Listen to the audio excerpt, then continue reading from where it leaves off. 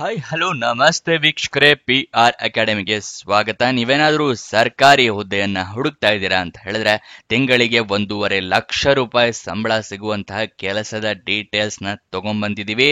ಇದು ಯಾವ ಸರ್ಕಾರಿ ಹುದ್ದೆ, ಹೇಗೆ ಅರ್ಜಿಯನ್ನ ಹಾಕೋಬೇಕು, ಮತ್ತೆ ಅಪ್ಲಿಕೇಶನ್ ಹಾಕೊಳ್ಳೋದಾದ್ರೆ ಹೇಗೆ ಹಾಕೋಬೇಕು, ಡೌನ್ಲೋಡ್ ನೋಟಿಫಿಕೇಶನ್ ನ ಹೇಗೆ ಮಾಡ್ಕೋಬೇಕು, ಇದೆಲ್ಲದರ ಬಗ್ಗೆ ಸಂಪೂರ್ಣ ಮಾಹಿತಿಯನ್ನ ನಿಮಗೆ ತಿಳಿಸ್ಕೊಡ್ತೀವಿ. ವಿಡಿಯೋನ ಕೊನೆ ತನಕ ನೋಡಿ. ಇನ್ನೂ ಈ ಚಾನಲ್ ಸಬ್ಸ್ಕ್ರೈಬ್ ಆಗಿಲ್ಲ ಅಂದ್ರೆ ಇವಾಗಲೇ ಸಬ್ಸ್ಕ್ರೈಬ್ ಆಗಿ. ಪ್ರತಿದಿನನೂ ಗವರ್ನಮೆಂಟ್ ಜಾಬ್ ಡೀಟೇಲ್ಸ್ ನ ನಿಮಗೆ ಮಿಸ್ ಮಾಡದ ಹಾಗೆ ತಿಳಿಸ್ಕೊಡ್ತೀವಿ. ಅದಕ್ಕೋಸ್ಕರ ಸಬ್ಸ್ಕ್ರೈಬ್ ಮಾಡೋದು ಮರಿಬೇಡಿ. ಹಾಗೆ ಅದರ ಪಕ್ಕದಲ್ಲಿರೋ ಬೆಲ್ ಐಕನ್ ಕೂಡ ಪ್ರೆಸ್ ಮಾಡಿ. ವಿಡಿಯೋ ಅಪ್ಲೋಡ್ ಆಗಿದ ತಕ್ಷಣ ನಿಮಗೆ ನೋಟಿಫಿಕೇಶನ್ ಬರುತ್ತೆ. ಆದಷ್ಟು ಬೇಗ ನೀವು ಅರ್ಜಿಯನ್ನ ಹಾಕಬಹುದು. ಇವಾಗ ವಿಡಿಯೋನ ಶುರು ಮಾಡೋಣ. BEL ಅಂತ ಹೇಳಿದ್ರೆ ಭಾರತ್ ಎಲೆಕ್ಟ್ರಾನಿಕ್ಸ್ ಲಿಮಿಟೆಡ್ನವರು ಹುದ್ದೆಗಳಿಗೆ ಅರ್ಜಿಯನ್ನ ಕರೆದಿದ್ದಾರೆ. ಉದ್ಯೋಗ ಸ್ಥಳ ಬೆಂಗಳೂರು, ಕರ್ನಾಟಕ.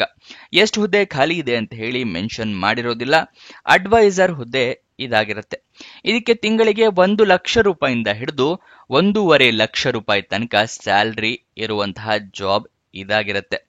ಇದಕ್ಕೆ ನಿಮಗೆ ಡೀಟೇಲ್ಸ್ ನ ತಿಳಿಸ್ಕೊಡ್ತಾ ಇದೀವಿ. ಏನೇನ್ ಡೀಟೇಲ್ಸ್ ಅಂತ ನೋಡ್ಕೊಳ್ಳಿ. ವಯೋಮಿತಿಯ ಡೀಟೇಲ್ಸ್ ನ ತಿಳ್ಕೊಳ್ಳೋದಾದ್ರೆ ಮಿನಿಮಮ್ 18 ವರ್ಷ ಆಗಿರ್ಬೇಕು.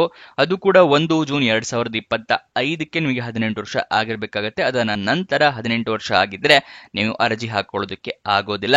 ನೆಕ್ಸ್ಟ್ ಮ್ಯಾಕ್ಸಿಮಮ್ ಏಜ್ ಲಿಮಿಟ್ ನೋಡಿದ್ರೆ 65 ವರ್ಷ ಆಗಿರುತ್ತೆ. 18ರಿಂದ 65 ವರ್ಷ ವಯೋಮಿತಿ. ನೆಕ್ಸ್ಟ್ ಸೆಲೆಕ್ಷನ್ ಪ್ರೋಸೆಸ್ ನ ತಿಳ್ಕೊಳ್ಳೋದಾದ್ರೆ ನಿಮ್ಮ ಅಪ್ಲಿಕೇಶನ್ ನ ಶಾರ್ಟ್ ಲಿಸ್ಟ್ ಮಾಡ್ತಾರೆ. ಅದಾದ ನಂತರ ನಿಮ್ಮನ್ನ ಇಂಟರ್ವ್ಯೂಗೆ ಕರೀತಾರೆ, ಅಂದ್ರೆ ಸಂದರ್ಶನಕ್ಕೆ ಕರೀತಾರೆ. ಇದಿಷ್ಟು ಸೆಲೆಕ್ಷನ್ ಪ್ರೋಸೆಸ್ ಆಗಿರುತ್ತೆ. ಯಾವುದೇ ರೀತಿಯ ಲಿಖಿತ ಪರೀಕ್ಷೆ ಅಥವಾ ರಿಟರ್ನ್ ಟೆಸ್ಟ್ ಅಂತ ಏನ್ ಹೇಳ್ತೀವಲ್ಲ ಅದು ಇರೋದಿಲ್ಲ. ಡೈರೆಕ್ಟ್ ಇಂಟರ್ವ್ಯೂ ಪಾಸ್ ಆದ್ರೆ ನಿಮಗೆ ಕೆಲಸ ಸಿಗುತ್ತೆ. ಗೊತ್ತಾಯ್ತಲ್ವಾ?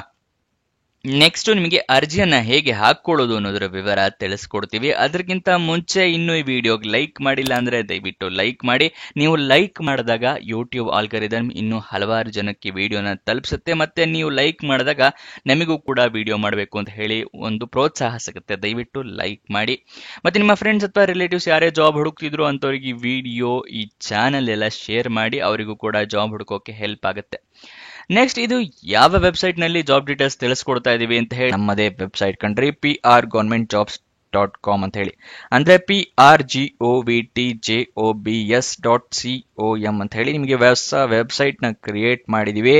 ಇದರ ಲಿಂಕು ಡಿಸ್ಕ್ರಿಪ್ಷನ್ ಮತ್ತೆ ಕಮೆಂಟ್ ಬಾಕ್ಸ್ ನಲ್ಲಿ ಕೊಟ್ಟಿದ್ವಿ. ಏನಕ್ಕೆ ವೆಬ್ಸೈಟ್ ಕ್ರಿಯೇಟ್ ಮಾಡಿದೀವಿ ಅಂದ್ರೆ ಯೂಟ್ಯೂಬ್ ನಲ್ಲಿ 2ರಿಂದ 3 ಜಾಬ್ ಡೀಟೇಲ್ಸ್ ತಿಳಿಸ್ಕೊಡ್ಬೋದು ಪ್ರತಿದಿನಕ್ಕೆ. ಆದ್ರೆ ವೆಬ್ಸೈಟ್ ಕ್ರಿಯೇಟ್ ಮಾಡಿದ್ರೆ ಪ್ರತಿದಿನಕ್ಕೆ ಹಲವಾರು ಜಾಬ್ ಡೀಟೇಲ್ಸ್ ನ ತಿಳಿಸ್ಕೊಡ್ಬೋದು ಅಂತ ಹೇಳಿ ಕ್ರಿಯೇಟ್ ಮಾಡಿದ್ವಿ. ಇದನ್ನ ಸದುಪಯೋಗ ಪಡಿಸ್ಕೊಳ್ಳಿ.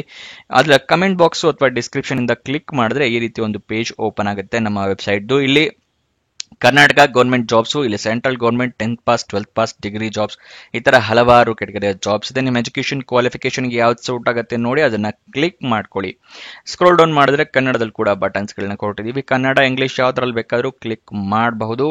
ಸ್ಕ್ರೋಲ್ ಡೌನ್ ಮಾಡಿದ್ರೆ ಇಲ್ಲಿ Karnataka government jobs, central government 10th pass jobs ನ ಲಿಸ್ಟ್ ಗಳನ್ನ ಕೊಟ್ಟಿದೀವಿ. ಇಲ್ಲಿ ಎಲ್ಲಾ ಲಿಸ್ಟ್ ನ ನೋಡ್ಕೋಬಹುದು. ಇಲ್ಲಿ ಸ್ಕ್ರೋಲ್ ಡೌನ್ ಮಾಡ್ಕೊಂಡು ನೋಡ್ಕೋಬಹುದು. ಮೊಬೈಲ್ ನಲ್ಲಿ ಆಗಿದ್ರು ಅಷ್ಟೇ ಇದನ್ನ ಸ್ಕ್ರೋಲ್ ಡೌನ್ ಮಾಡಿದ್ರೆ ನಿಮಗೆ ಡೀಟೇಲ್ಸ್ ಸಿಗುತ್ತೆ. ಕೆಳಗಡೆ ಮೋರ್ ಜಾಬ್ಸ್ ಅಂತಿದೆಯಲ್ಲ ಇದನ್ನ ಕ್ಲಿಕ್ ಮಾಡಿದ್ರೆ ಇನ್ನು ಹಲವಾರು ಜಾಬ್ಸ್ ಓಪನ್ ಆಗುತ್ತೆ. ಕರ್ನಾಟಕ ಗೌರ್ಮೆಂಟ್ ಇಂದು, ಸೆಂಟ್ರಲ್ ಗೌರ್ಮೆಂಟ್ ಮತ್ತೆ 10th ಪಾಸ್ ಜಾಬ್ಸ್ ಇಂದು ಹಲವಾರು ಜಾಬ್ಸ್ ಡೀಟೇಲ್ಸ್ ಓಪನ್ ಆಗುತ್ತೆ. ಅದನ್ನ ಪಡ್ಕೊಳ್ಳಿ ಯಾವ ಜಾಬ್ ಡೀಟೇಲ್ಸ್ ಬೇಕು ಅಂತ. ಆದ್ರೆ ನೀವು ಕೇಳಬಹುದು, ಈ ವೆಬ್ಸೈಟ್ ನಲ್ಲಿ ಜಾಬ್ ಡೀಟೇಲ್ಸ್ ಅಪ್ಲೋಡ್ ಆಗಿದ ತಕ್ಷಣ ನಿಮಗೆ ಹೇಗೆ ಗೊತ್ತಾಗತ್ತೆ ಅಂತ ಹೇಳಿದ್ರೆ ನಾವು ನಿಮಗೆ ವಾಟ್ಸ್ಆಪ್ ಮತ್ತೆ ಟೆಲಿಗ್ರಾಮ್ ಚಾನಲ್ ನಿಂದ ಲಿಂಕ್ ನ ಪ್ರೊವೈಡ್ ಮಾಡ್ತೀವಿ. ಸೊ ಅದನ್ನ ಫಾಲೋ ಮಾಡಿ. ಡಿಸ್ಕ್ರಿಪ್ಷನ್ ಮತ್ತೆ ಕಮೆಂಟ್ ಬಾಕ್ಸ್ ನಲ್ಲಿ ಈ ಸೋಷಿಯಲ್ ಮೀಡಿಯಾ ಚಾನಲ್ಸ್ ನ ಲಿಂಕ್ ಕೊಟ್ಟಿದ್ದೀನಿ ಡಿಸ್ಕ್ರಿಪ್ಷನ್ ನಲ್ಲಿ. ಅಲ್ಲಿಂದ ಕ್ಲಿಕ್ ಮಾಡಿದ್ರೆ ನೀವು ಟೆಲಿಗ್ರಾಮ್ ನ ಜಾಯ್ನ್ ಆಗ್ಬೋದು. ಅಲ್ಲಿಂದನೇ ಕ್ಲಿಕ್ ಮಾಡಿ ವಾಟ್ಸ್ಆಪ್ ಚಾನೆಲ್ ನ ಕೂಡ ಜಾಯ್ನ್ ಆಗ್ಬೋದು.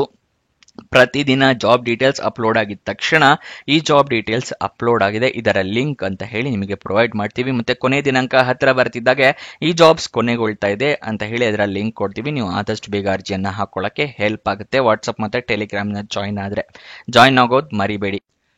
ಇವಾಗ ಅರ್ಜಿಯನ್ನ ಹೇಗೆ ಹಾಕೊಳ್ಳೋದು ಅನ್ನೋದ್ರ ವಿವರ ತಿಳಿಸ್ಕೊಡ್ತಾ ಇದ್ದೀನಿ. ನಿಮಗೆ ಅಪ್ಲಿಕೇಶನ್ ಫಾರಂ ಸಿಗುತ್ತೆ, ಅದನ್ನ ಡೌನ್ಲೋಡ್ ಮಾಡ್ಕೋಬೇಕು. ಹೇಗೆ ಅಂದ್ರೆ ತಿಳಿಸ್ಕೊಡ್ತೀವಿ ವಿಡಿಯೋದಲ್ಲಿ ಮುಂದೆ. ಅದನ್ನ ಡೌನ್ಲೋಡ್ ಮಾಡಿ ಅದನ್ನ ಪ್ರಿಂಟ್ಔಟ್ ತಗೊಂಡು ಫಿಲಪ್ ಮಾಡಿ ಆ ಅರ್ಜಿಯನ್ನ ಒಂದು ಅಡ್ರೆಸ್ಗೆ ಕಳಿಸ್ಕೊಡ್ಬೇಕು. ಇದನ್ನ ಆಫ್ಲೈನ್ ಮೂಲಕ ಅರ್ಜಿ ಹಾಕೋದು ಅಂತ ಹೇಳ್ತಾರೆ. ಈ ರೀತಿ ನೀವು ಅರ್ಜಿಯನ್ನ ಹಾಕೋಬೇಕು. ಅಂದ್ರೆ ಸ್ಪೀಡ್ ಪೋಸ್ಟ್ ಮೂಲಕ ಕಳಿಸ್ಕೊಡ್ಬೋದು, ರಿಜಿಸ್ಟರ್ ಪೋಸ್ಟ್ ಮೂಲಕ ಕಳಿಸ್ಕೊಡ್ಬೋದು, ಕೊರಿಯರ್ ಮೂಲಕ ಕಳಿಸ್ಕೊಡ್ಬೋದು, ಅಥವಾ ಅಡ್ರೆಸ್ ನಿಮಗೆ ಹತ್ರ ಇದೆ ಅಂದ್ರೆ ನೀವೇ ಖುದ್ದಾಗಿ ಹೋಗಿ ಕೂಡ ಕೊಡಬಹುದು. ಯಾವ ಅಡ್ರೆಸ್ಗೆ ತಲುಪಿಸಬೇಕು ಅಂತ ಹೇಳಿ ತಿಳಿಸ್ಕೊಡ್ತಾ ಇದ್ದೀನಿ. Manager HR, MSA&A seekers, Bharat electronics limited, Jalahalli post, Bengaluru 560013 ಈ ಅಡ್ರೆಸ್ಗೆ ಕಳಿಸ್ಕೊಡ್ಬೇಕಾಗತ್ತೆ.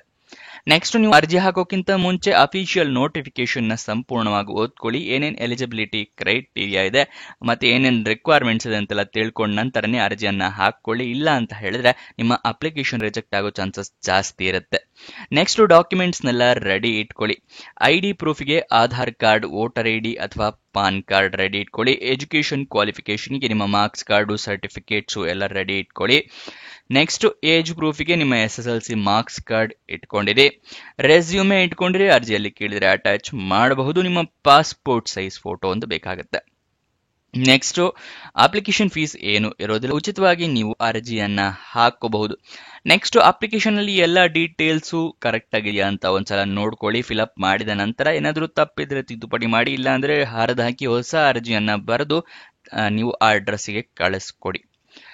ಅಪ್ಲಿಕೇಶನ್ ಓಪನ್ ಆಗಿದ್ದ ದಿನಾಂಕ 25 ಜೂನ್ 2025, ಕೊನೆಯ ದಿನಾಂಕ 9 ಜುಲೈ 2025. ಅಫಿಷಿಯಲ್ ನೋಟಿಫಿಕೇಶನ್ ಹೇಗೆ ಡೌನ್ಲೋಡ್ ಮಾಡ್ಕೊಳ್ಳೋದು ಅನ್ನೋದನ್ನ ತಿಳಿಸ್ಕೊಡ್ತಾ ಇದ್ದೀನಿ. ನಿಮಗೆ ಇಲ್ಲಿ ಹೋಮ್ ಪೇಜ್ ನಲ್ಲಿ ಈ ತರ ಇರುತ್ತೆ. ಇಲ್ಲಿ ಸ್ಕ್ರೋಲ್ ಡೌನ್ ಮಾಡಿ ನಿಮಗೆ BEL ಅಂತ ಹೇಳಿ ಲಿಂಕ್ ಸಿಗುತ್ತೆ. BEL Bharat electronics limited Bengaluru ಇದೆಲ್ಲ ಕ್ಲಿಕ್ ಮಾಡಿದ್ರೆ ಈ ರೀತಿ ಪೇಜ್ ಓಪನ್ ಆಗುತ್ತೆ. ಇಲ್ಲಿ ಸ್ಕ್ರೋಲ್ ಡೌನ್ ಮಾಡಿ ಫುಲ್ ಕೆಳಗಡೆ ಬಂದ್ರೆ ನಿಮಗೆ ಇಲ್ಲಿ ಅಫಿಷಿಯಲ್ ನೋಟಿಫಿಕೇಶನ್ PDF ಅಂತ ಹೇಳಿ ನೀಲಿ ಕಲರ್ ಕ್ಲಿಕ್ ಹಿಯರ್ ಬಟನ್ ಕಾಣ್ತಿಲ್ಲ, ಇದನ್ನ ಕ್ಲಿಕ್ ಮಾಡಿದ್ರೆ ಅಫಿಷಿಯಲ್ ನೋಟಿಫಿಕೇಶನ್ ಓಪನ್ ಆಗುತ್ತೆ. ಇಲ್ಲಿ ನೀವು ಎಲ್ಲ ಡೀಟೇಲ್ಸ್ ನ ಓದ್ಕೋಬಹುದು. ನೆಕ್ಸ್ಟ್ ಅದ್ರ ಕೆಳಗಡೆನೆ ಅಪ್ಲಿಕೇಶನ್ ಫಾರಂ ಅಂತ ಇದೆಯಲ್ಲ, ಇದನ್ನ ಕ್ಲಿಕ್ ಹಿಯರ್ ಅಂತ ಕ್ಲಿಕ್ ಮಾಡಿದ್ರೆ ಇಲ್ಲಿ ನಿಮಗೆ ಅಪ್ಲಿಕೇಶನ್ ಫಾರಂ ಸಿಗುತ್ತೆ. ಇಲ್ಲಿ ಎಲ್ಲ ಡೀಟೇಲ್ಸ್ ನ ನೀವು ಫಿಲ್ಅಪ್ ಮಾಡಬಹುದು. ಇದಲ್ವಾ ಅಪ್ಲಿಕೇಶನ್ ನೋಟಿಫಿಕೇಶನ್ ಹೇಗೆ ಡೌನ್ಲೋಡ್ ಮಾಡ್ಕೊಳ್ಳೋದು ಅಂತ. ಅದರ ಕೆಳಗಡೆ ನಿಮಗೆ ಅಫಿಷಿಯಲ್ ವೆಬ್ಸೈಟ್ ಅಡ್ರೆಸ್ ಕೊಟ್ಟಿದ್ದೀವಿ, BEL-India.in. ಇದು ಅಫಿಷಿಯಲ್ ವೆಬ್ಸೈಟ್ ನ ಅಡ್ರೆಸ್ ಆಗಿರುತ್ತೆ. ನೆಕ್ಸ್ಟ್ ನಿಮಗೆ ಏನೇ ಕ್ವಶನ್ಸ್ ಇದ್ರೂ ಅವರು ಇಮೇಲ್ ID ಮತ್ತೆ ಅಂದ್ರೆ ಕಾಲಿಗೆ ಹೆಲ್ಪ್ ಲೈನ್ ನಂಬರ್ನ ಕೊಟ್ಟಿದ್ದಾರೆ. ಈ ನೋಟಿಫಿಕೇಶನ್ ಬಗ್ಗೆ ಅಥವಾ ಅಪ್ಲಿಕೇಶನ್ ಫೀಸ್ ಬಗ್ಗೆ ಬೇರೆ ಏನೇ ಡೌಟ್ಸ್ ಇದ್ರೂ ಈ ಇಮೇಲ್ IDಗೆ ಕಾಂಟ್ಯಾಕ್ಟ್ ಮಾಡಬಹುದು. rechr4042@bel.co.in ಅಥವಾ ನಂಬರ್ನ ಕೂಡ ಕೊಟ್ಟಿದ್ದಾರೆ 08022195629. ಈ ನಂಬರಿಗೆ ಕಾಲ್ ಮಾಡಿ ನಿಮ್ಮ ಅಂದ್ರೆ ಏನಾದ್ರು ಡೌಟ್ಸ್ ಇದ್ರೆ ಕ್ಲಾರಿಫೈ ಮಾಡ್ಕೋಬಹುದು. ಗೊತ್ತಾಯ್ತಲ್ವಾ? ಇವಾಗ ಎಜುಕೇಶನ್ ಕ್ವಾಲಿಫಿಕೇಶನ್ ವಿವರ ತಿಳ್ಕೊಳ್ಳೋಣ, ಏನ್ ಮಾಡಿರ್ಬೇಕು ಅಂತ ಹೇಳಿ. BE ಅಥವಾ BTech ಆಗಿರ್ಬೇಕು, ಇಲ್ಲ ಅಂತ ಹೇಳಿದ್ರೆ ME ಅಥವಾ MTech ಆಗಿರ್ಬೇಕು, ಇಲ್ಲ ಅಂದ್ರೆ PhD ಮಾಡಿರೋರು ಕೂಡ ಅರ್ಜಿಯನ್ನ ಹಾಕೋಬಹುದು. ಆದ್ರೆ ಎಜುಕೇಶನ್ ನೀವು ರೆಕಗ್ನೈಸ್ಡ್ ಬೋರ್ಡ್ ಅಥವಾ ರೆಕಗ್ನೈಸ್ಡ್ ಯೂನಿವರ್ಸಿಟಿಯಿಂದಾನೇ ಕಂಪ್ಲೀಟ್ ಮಾಡಿರ್ಬೇಕಾಗತ್ತೆ. ಗೊತ್ತಾಯ್ತಲ್ವಾ? ನೆಕ್ಸ್ಟ್ ನಿಮಗೆ ಡೈರೆಕ್ಟ್ BEL ರಿಕ್ರೂಟ್ಮೆಂಟ್ ಇದೇ ವೆಬ್ಸೈಟ್ ಓಪನ್ ಆಗೋ ತರ ಲಿಂಕ್ ನ ಕೂಡ ಕೊಟ್ಟಿರ್ತೀವಿ. ಅಂದ್ರೆ prgovernmentjobs.com ಮತ್ತೆ BEL ರಿಕ್ರೂಟ್ಮೆಂಟ್ ಎರಡರ ಲಿಂಕ್ ಕೊಟ್ಟಿದೀವಿ. ಡೈರೆಕ್ಟ್ ಆಗಿ ಇದೇ ಪೇಜ್ ಓಪನ್ ಆಗುತ್ತೆ. ಡಿಸ್ಕ್ರಿಪ್ಷನ್ ಮತ್ತೆ ಕಮೆಂಟ್ ಬಾಕ್ಸ್ ನಲ್ಲಿ ಲಿಂಕ್ ಇದೆ. ಇನ್ನೊಂದು ಜಾಬ್ ವಿಡಿಯೋ ಜೊತೆ ಸಿಗೋಣ. ಬಾಯ್ ಬಾಯ್.